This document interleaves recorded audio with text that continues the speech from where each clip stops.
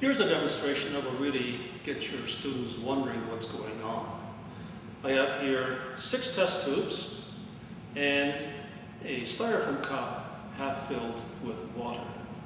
Now, I'll pour some of the water into the test tubes.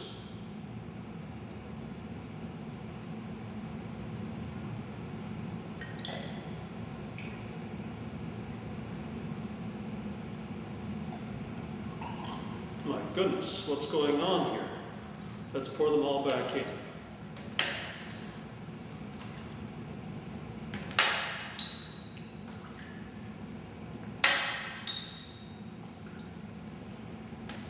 And let's try that again.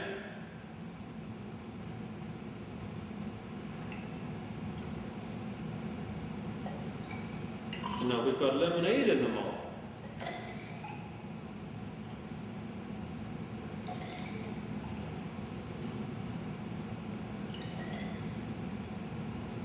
And wine turns into water.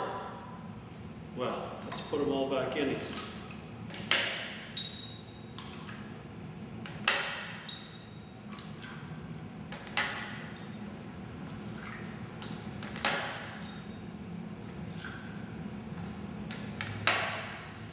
Now, let's try that again.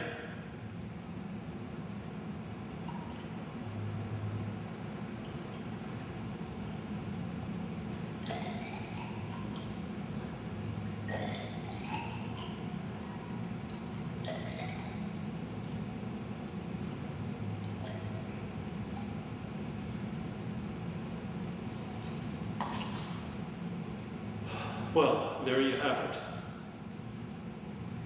This makes for a great introduction to indicators, and what I'm using here is a common indicator called phenolphthalein.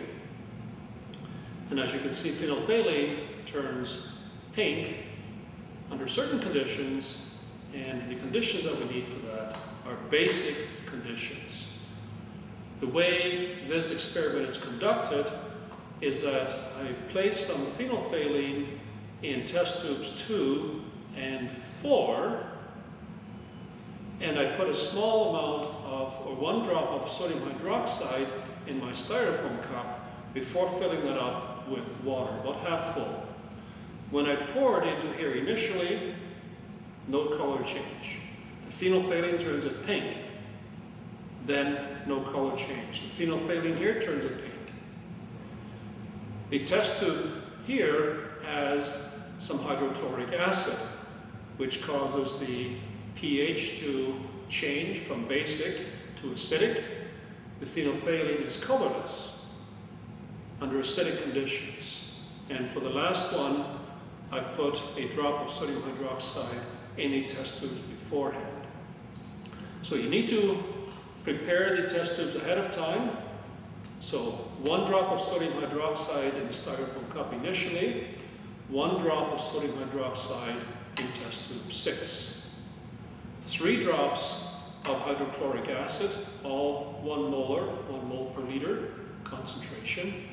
So 3 drops of hydrochloric acid in test tube 6, and 2 drops each, or 3 drops of phenolphthalein in test tubes 2 and 4. Have fun doing this experiment with your students.